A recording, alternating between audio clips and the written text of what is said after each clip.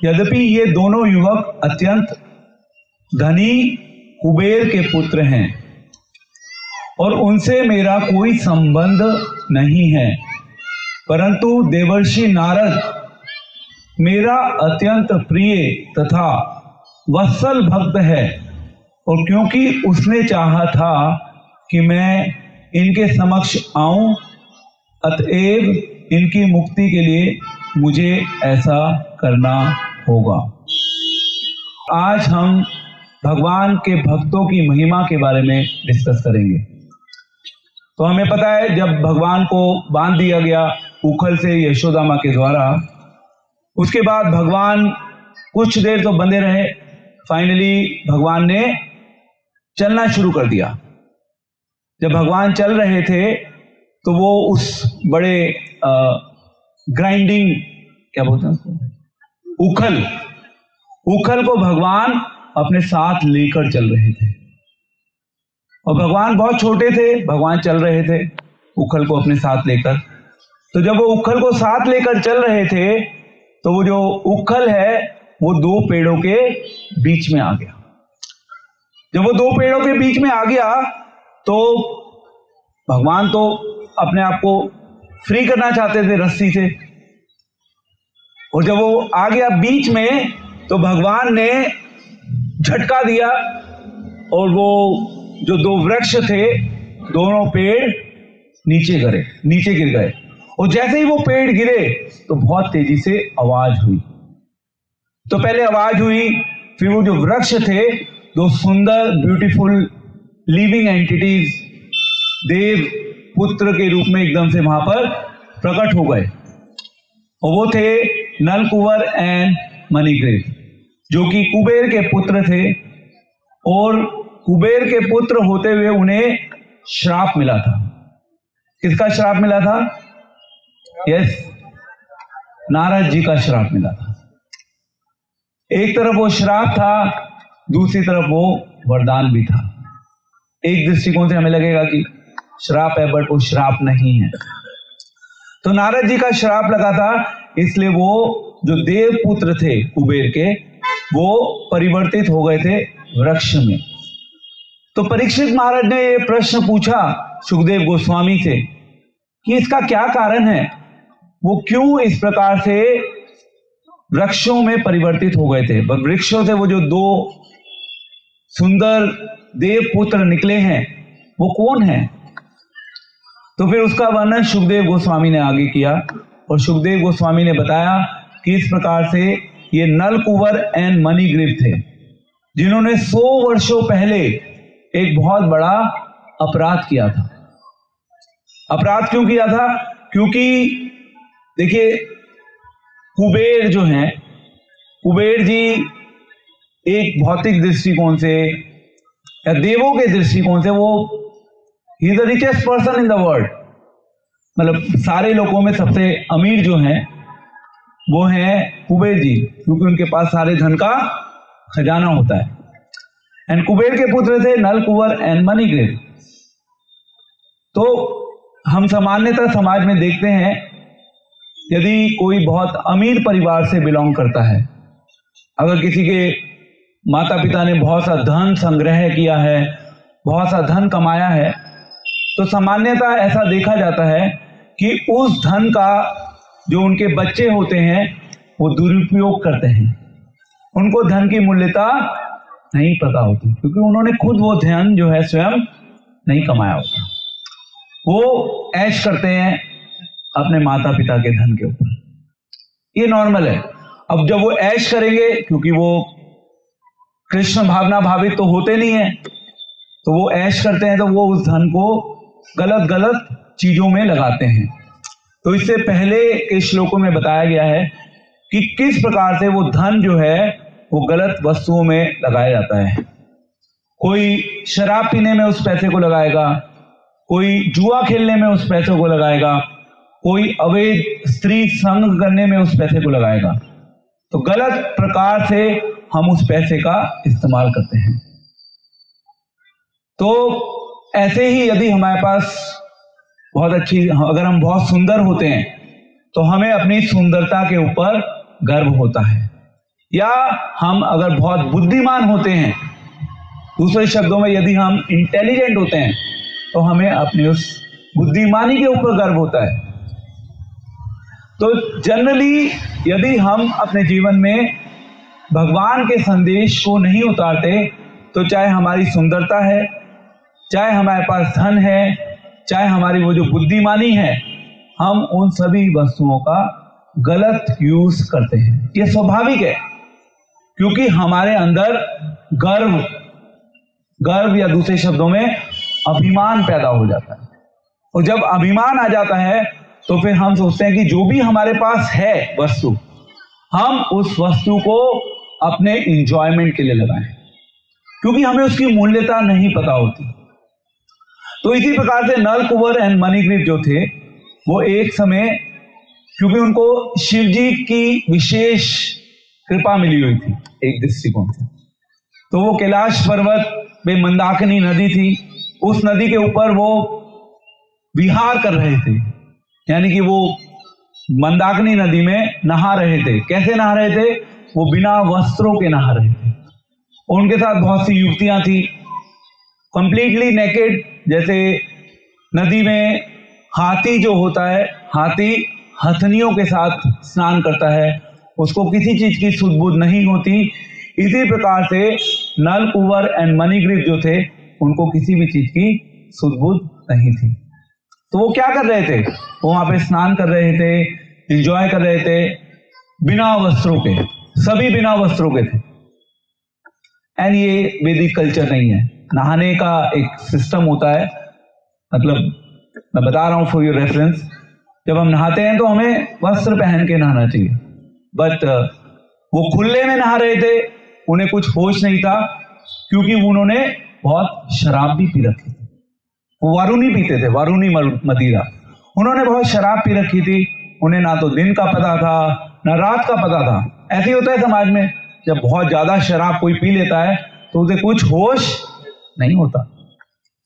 And सभी जानते हैं कि ये जो शराब है स्वास्थ्य के लिए हानिकारक है, परंतु फिर भी सभी लोग पीते हैं।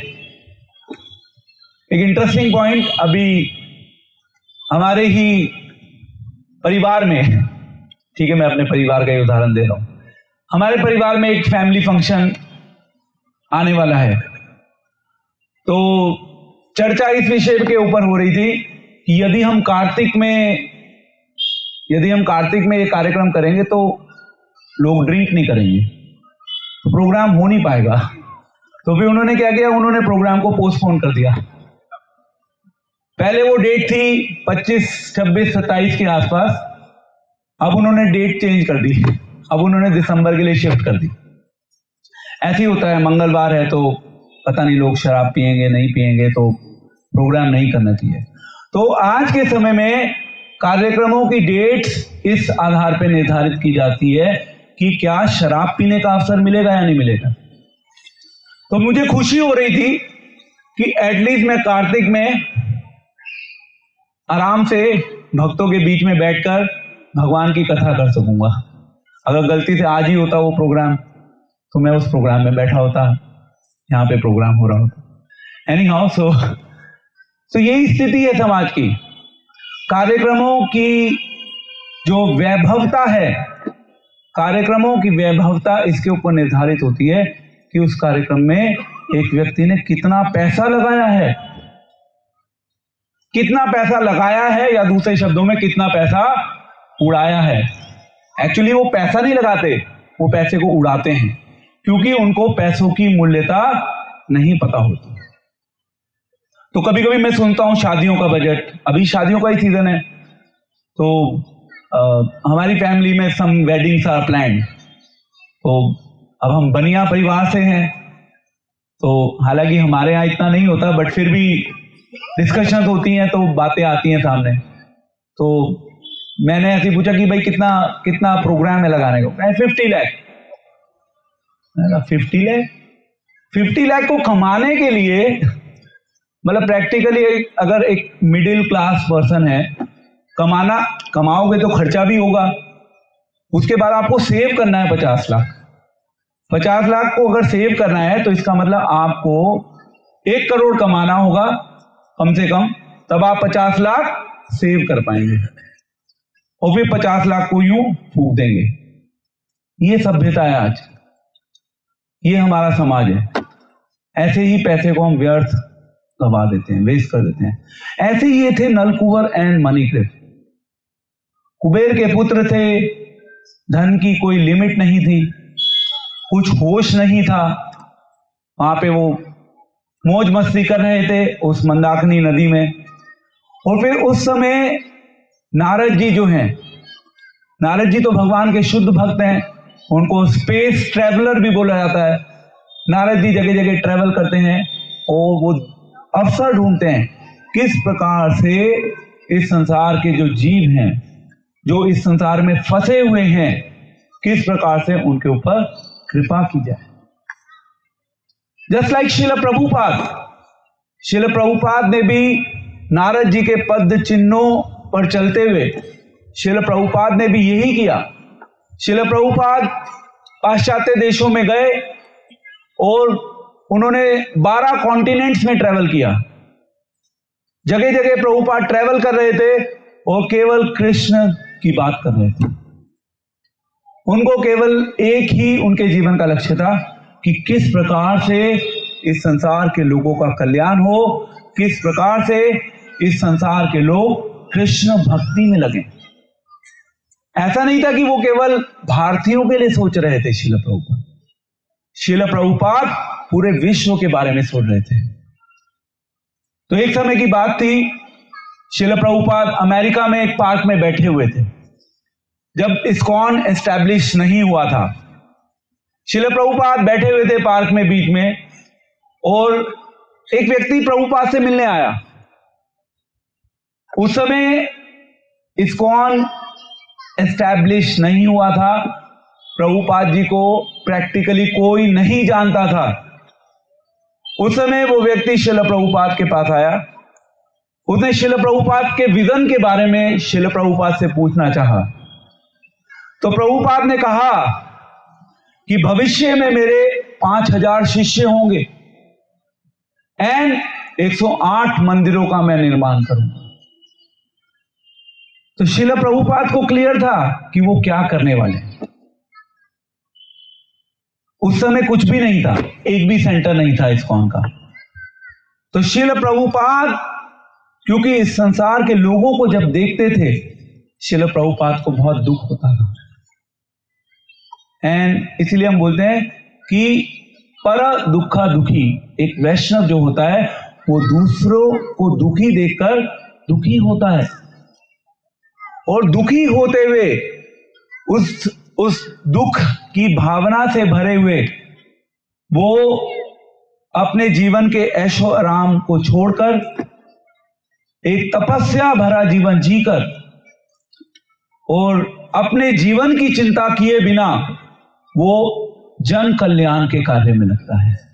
जिस प्रकार से शिल प्रभुपाद ने किया, जिस प्रकार से नारद जी ने अपने जीवन से करके दिखाया। तो नारद जी ने इस प्रकार से ध्रुव का उद्धार किया था, प्रहलाद महाराज का उद्धार किया था। देन अब यहां पर नारद जी उद्धार कर रहे हैं नलकुवर एंड मणिग्रीव का।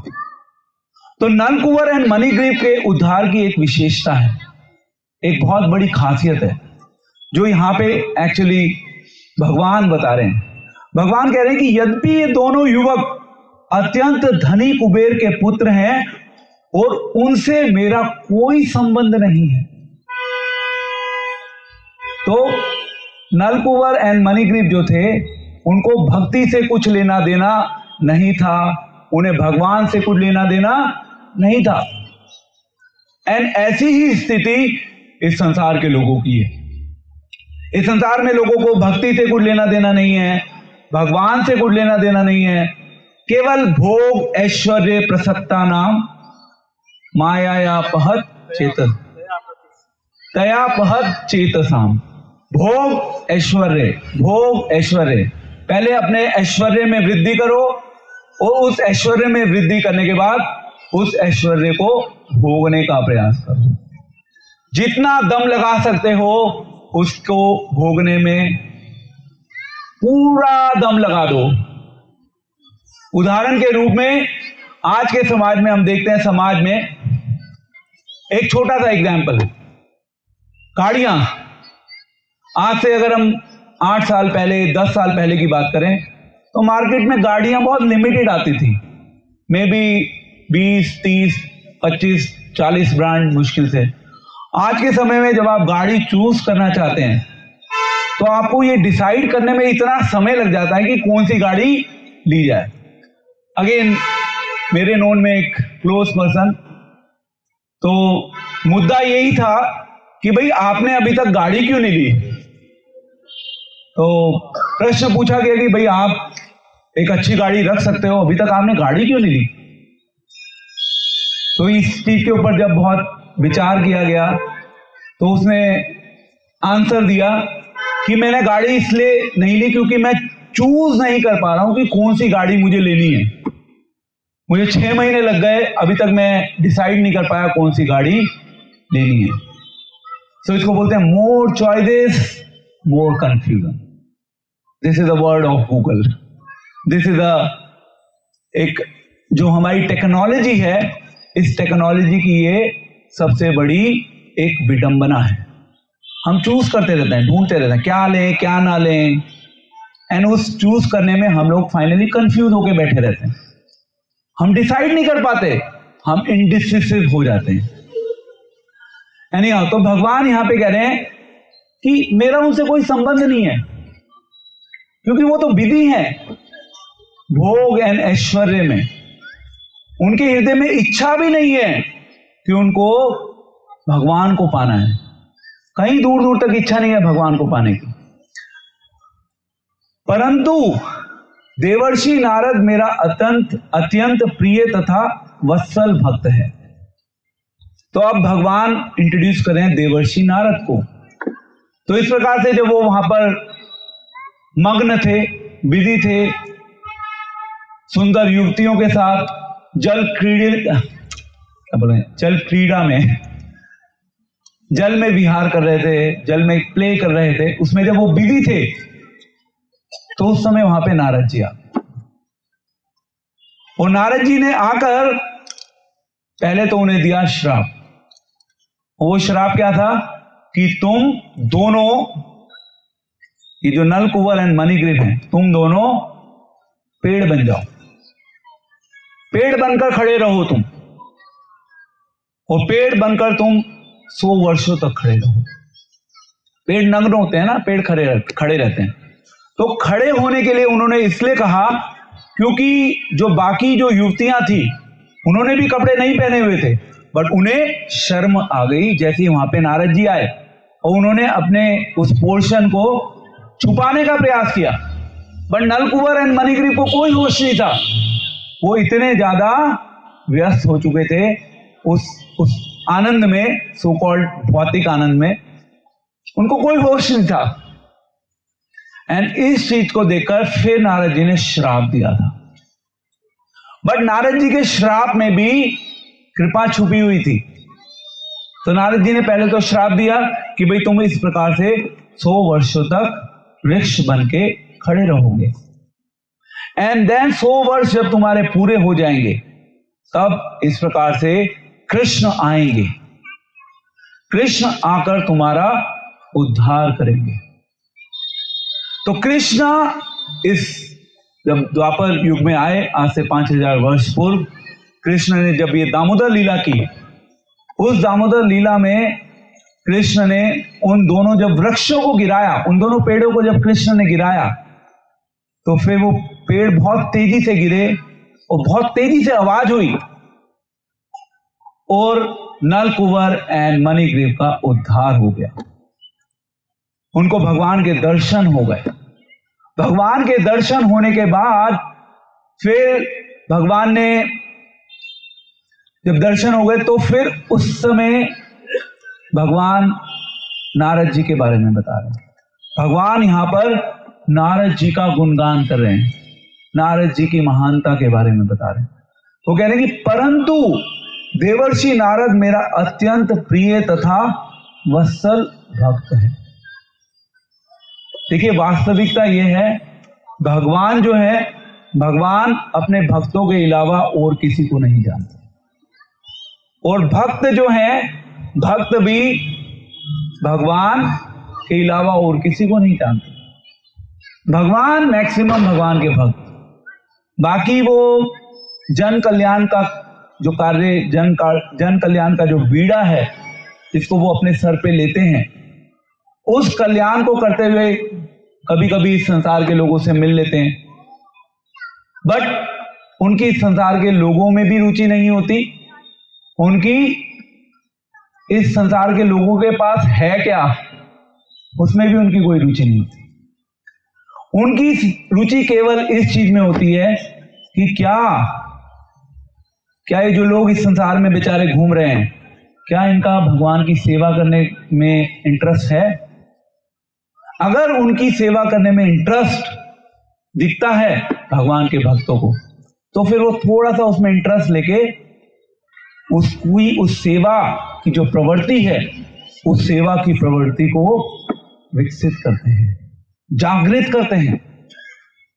हम सभी के अंदर सेवा की प्रवृत्ति है, चाहे हम भक्ति कर रहे हैं या नहीं कर रहे, हम सभी के अंदर सेवा की प्रवृत्ति जो है वो छुपी हुई है, छुपी हुई है वो सेवा की प्रवृत्ति। अभी हम क्या करते हैं, अभी यदि हमें सेवा करने के लिए भगवान में कोई रुचि नहीं है, तो हम इस संसार की सेवा करने में अपने आप को बिजी कर देते हैं। हम अपने परिवार की सेवा करेंगे, परिवार के बाद हम समाज के लोगों की सेवा करेंगे, हम देश की सेवा करेंगे। अगर प्राइम मिनिस्टर हैं, प्राइम मिनिस्टर क्या कर रहे हैं, वो देश की सेवा कर रहे हैं। सर्वेंट मालिक की सेवा कर रहा है। सभी लोग किसी ना किसी प्रकार से सेवा में व्यस्त हैं। श्रील प्रभुपाद कहते हैं कि यदि हम किसी की सेवा नहीं करते या हमारे पास कोई सेवा करने के लिए नहीं होता, तो हम अपने घर में कुत्ता पाल लेते हैं, वो कुत्ते की सेवा करने में अपने आप को बिजी कर देते हैं। And there is a saying, if you don't serve God, then you will end up in serving dog. आज के समाज में यही हो रहा है। कुत्ते की सेवा करते हैं प्रैक्टिकली। कुत्ता जहां हमें भगाता है, हम उसके पीछे पीछे चलते हैं, उसकी दुम के पीछे पीछे भागते हैं। Okay, it's time for that dog to do shit, so let's take him to the park and उसको कहीं ना कहीं घुमा के लाओ। ध्यान देना पड़ेगा, किसी के घर के आगे कर दिया तो बड़ी प्रॉब्लम हो जाएगी। You have to be careful. तो ये अनफॉर्चुनेट सिचुएशन है, क्योंकि लोगों की भगवान में सेवा करने की रुचि खत्म हो चुकी है, इसलिए वो कुत्ते बिल्लियों की सेवा करने में लगे। अनफॉर्चुनेट। ओके, सो ज्यादा हो जाएगा।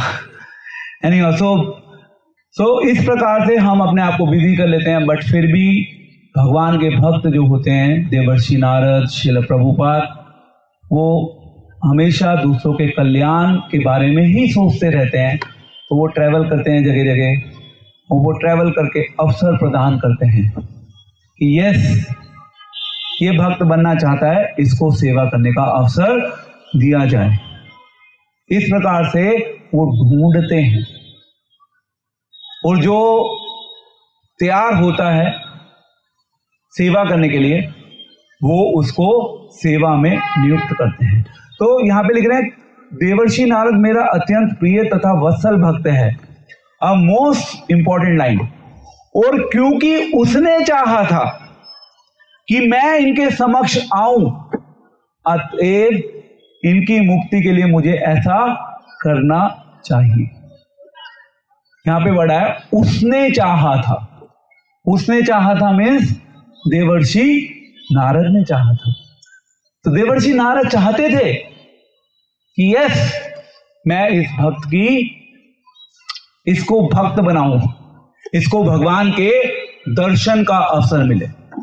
उस दर्शन के लिए हालांकि नलकुंवर एंड मणिग्रीव को 100 वर्षों तक इंतजार करना पड़ा था। 100 वर्ष, it's a long time, but still उन्हें इंतजार करना पड़ा। और वो जो नारद जी का श्राप था, वो वरदान में परिवर्तित हो गया। वो जो श्राप था नारद जी का, वो वरदान में परिवर्तित हो गया। इस प्रकार से उनको भगवान के दर्शन हुए। तो आप देख रहे हैं, भक्त की जो चाहत होती है, भक्त की चाहत की कितनी मूल्यता है। भगवान भक्त की चाहत के आगे नतमस्तक हो जाते हैं। एंड स्पेसिफिकली इस लीला में भगवान दिखा रहे हैं किस प्रकार से भगवान अपने भक्त की चाहत को पूरा करने के लिए झुक जाते हैं अपने वचनों से। क्योंकि नलकुंवर एंड मणिग्रीव की कोई योग्यता नहीं थी भगवान के दर्शन करने। इसलिए अभी हम जो प्रार्थना गाएंगे वहां पे कुबेर के पुत्रों से प्रार्थना की जा रही है। जिस प्रकार से तुम्हें ये शुद्ध भक्ति करने का अवसर मिला, हमें भी जीवन में भगवान की शुद्ध भक्ति करने का अवसर मिले। हम कुबेर के पुत्रों से प्रार्थना कर रहे हैं। Can you imagine?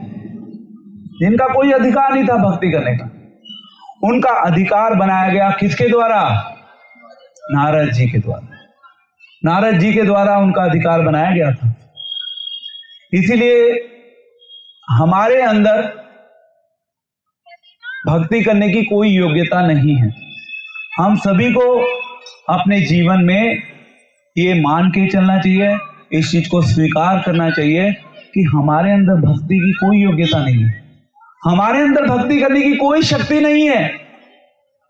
But yes, ये तो हमारे ऊपर भगवान के भक्तों की कृपा है जो हमें इस प्रकार से भक्ति करने का अवसर प्रदान कर रहे हैं। जिस दिन हमने ये मान लिया, जिस दिन हमने ये सोचना भी शुरू कर दिया कि यस हम भक्ति कर पा रहे हैं, तब हम इमीडिएटली भक्ति को छोड़कर माया के जोन में प्रवेश कर जाएंगे। तो इसके लिए हमें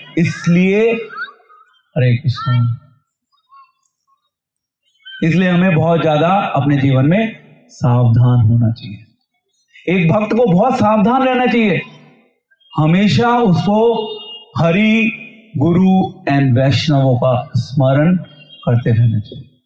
उसके लिए हरि, गुरु एंड वैष्णवों को ऐसा नहीं कि व्यक्तिगत रूप से वो आपके सामने होंगे तभी वो सेवा होगी, ऐसा नहीं है, या तभी आप उनका स्मरण करोगे। एक्चुअली गुरु तो हार्ट में होते हैं और वो हृदय से ही हमें निर्देशन देते हैं।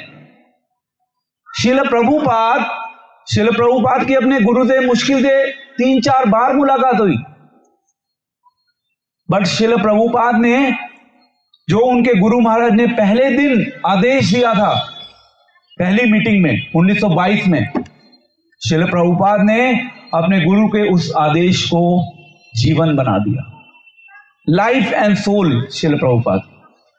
1922 में आदेश मिला था और 1966 से वो आदेश धीरे धीरे धीरे फलीभूत होना शुरू हुआ।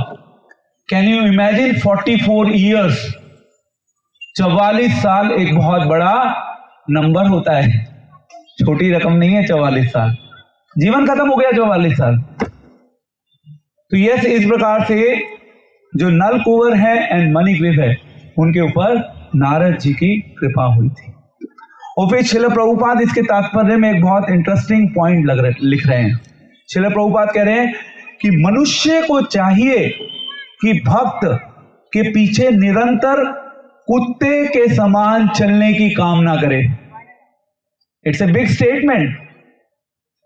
हम समाज में जनरली देखते हैं, बहुत से ऐसे लोग होते हैं जो कहते हैं कि हम तो भगवान की भक्ति करते हैं, भगवान की सेवा करते हैं, बहुत है प्रभु जी, इससे ज्यादा क्या करना है, बस मैं और मेरे भगवान बहुत है, बीच में किसी को क्यों डालना है भाई, हम खुद ही सक्षम हैं भगवान तक पहुंचने के लिए, हमें बीच में किसी को क्यों डालना है। इनफैक्ट जो ऐसा सोच रहे हैं, वास्तविकता तो यह है कि उनको कभी जीवन में भगवान नहीं मिलेंगे, भगवान मिलने की कोई संभावना नहीं है उनके जीवन में, जो ऐसा सोचते हैं कि बस मैं और मेरे भगवान। इसीलिए एक भक्त हमेशा सोचता है हरि यानी कि भगवान, गुरु जिनके मार्गदर्शन में हम भक्ति का अभ्यास कर रहे हैं, एंड वैष्णव। वैष्णवों का भी बहुत इंपॉर्टेंट स्थान है जैसे मैंने अभी बताया था, वैष्णव बहुत कुछ कर रहे होते हैं पीछे से, कई बार हमें वो वैष्णव दिखते नहीं है, बट सब अपना अपना व्यक्तिगत प्रयास कर रहे होते हैं। तो हम सभी को उनके उन प्रयासों की सराहना करनी चाहिए। हरि भी इंपॉर्टेंट है, गुरु भी महत्वपूर्ण है, वैष्णव भी महत्वपूर्ण है। अब वो वैष्णव छोटा है, बड़ा है, इससे कोई फर्क नहीं पड़ता, कोई फर्क नहीं पड़ता। किसके पास कितनी भक्ति है, ठीक है, सामाजिक दृष्टिकोण से हम थोड़ा बहुत इधर उधर कर सकते हैं, थोड़ी रिस्पेक्ट उसको ज्यादा देंगे, जो ज्यादा बड़ा भक्त है, जो छोटा भक्त है उसको हम कम रिस्पेक्ट देंगे, बट भगवान के साम्राज्य में सब एक समान है। और जो एक जो उन्नत वैष्णव होता है वो अल्टीमेटली सभी भक्तों को एक समान देखता है अल्टीमेटली। यस, जब वो डील करता है वैष्णवों से तो डीलिंग्स में थोड़ा सा अंतर हो सकता है। कई बार हम योग्यता के अनुसार कहते हैं कि हाँ भाई प्रभु जी आप ये सेवा कर लीजिए, माता जी आप ये सेवा कर लीजिए, योग्यता के अनुसार ही तो सेवा दी जाएगी। पर इसका मतलब ये नहीं है कि हम किसी भी वैष्णव को नीचा मान रहे हैं या छोटा मान रहे हैं। सेवा करनी है ना, आपकी जैसी आपकी क्षमता है, आपकी क्षमता के अनुसार आपको सेवा मिलेगी। यदि सामने वाले को नहीं पता आपकी क्षमता के बारे में, आके बताइए प्रभु जी मैं ये कर सकता हूं सेवा, मोस्ट वेलकम। सेवा के अवसर अनगिनत हैं। सेवा का 1 2 3 4 5 6 10 100 अवसर नहीं, अनगिनत अवसर हैं, क्योंकि भगवान की लीलाएं अनगिनत हैं। जैसे मैं कल बता रहा था, सेवाओं के अवसर अनगिनत हैं। सेवा करने के लिए आगे आना होगा।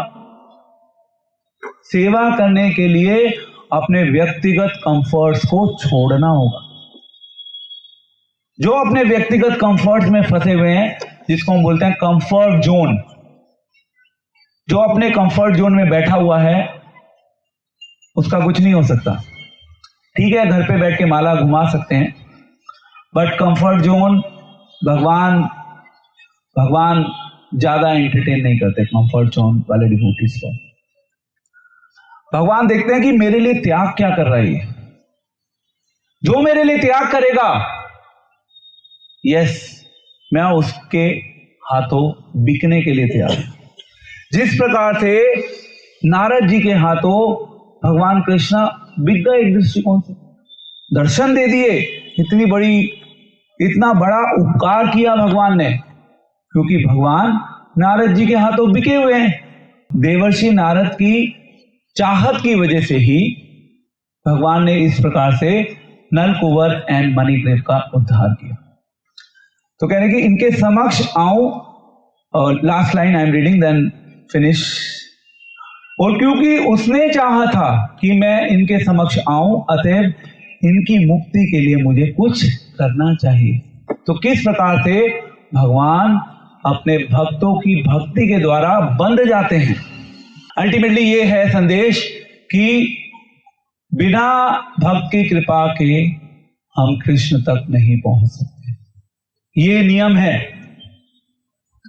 यदि कृष्ण एंड हमारे बीच में हमारा मार्गदर्शन करने के लिए कोई नहीं है तो कृष्ण एंटरटेन नहीं करेंगे, ये गारंटीड है। आप इसको ऑप्शन में मत रखिएगा। बट यस, अभी तो प्रॉब्लम यह है कि इस संसार में लोगों का इंटरेस्ट ही नहीं है कृष्ण को जानने के बारे में। कृष्ण में कोई रुचि ही नहीं है, क्योंकि संसार में रुचि है। जिसकी संसार में रुचि होगी उसकी कृष्ण में रुचि नहीं हो सकती, नहीं हो सकती रुचि। आपको डिसाइड करना होगा, कृष्ण में रुचि विकसित करनी है या संसार में रुचि विकसित करनी है। आप कितने एजुकेटेड हैं या अनएजुकेटेड हैं, सभी को कृष्ण की आवश्यकता है। हम सभी कृष्ण को खोज रहे हैं अपने जीवन में, हम सभी खोज रहे हैं, बट हम उस खोज को थोड़ा सा मिसडायरेक्ट कर देते हैं। उसकी दिशा जो है, उस खोज की दिशा हम परिवर्तित कर देते हैं। हम कैसे उस दिशा को परिवर्तित करते हैं? हम सेवा करते हैं, मैंने बताया था ना, हम अपने आप को बिजी कर देते हैं सेवा करने में। किसकी सेवा करने में? इस संसार की सेवा करने में। और जब हम इस संसार की सेवा करते हैं तो फिर हम अपनी खोज को मिसडायरेक्ट कर देते हैं। और जब हमारी वो खोज मिसडायरेक्ट हो जाती है, जो कृष्ण हम सभी के जीवन के लक्ष्य हैं, कृष्ण लक्ष्य ना बन के इस संसार में हम अलग अलग वस्तुओं को, अलग अलग संबंधों को, अलग अलग पोजीशंस को, मान, प्रतिष्ठा, धन, इन सभी वस्तुओं को हम अपना लक्ष्य बना बैठते हैं। और यही हमारे जीवन की सबसे बड़ी भूल है। बट यस, कार्तिक मास का ये महीना हम सभी को उस भूल से बाहर निकल के दोबारा से जगाता है और हमें ये याद दिलाता है कि हमारे जीवन का लक्ष्य कृष्ण है, हमारे जीवन का लक्ष्य संसार नहीं है। यदि हमें अपने जीवन में कृष्ण को लक्ष्य बनाना है तो हम सभी को कृष्ण की सेवा के ऊपर फोकस करना होगा।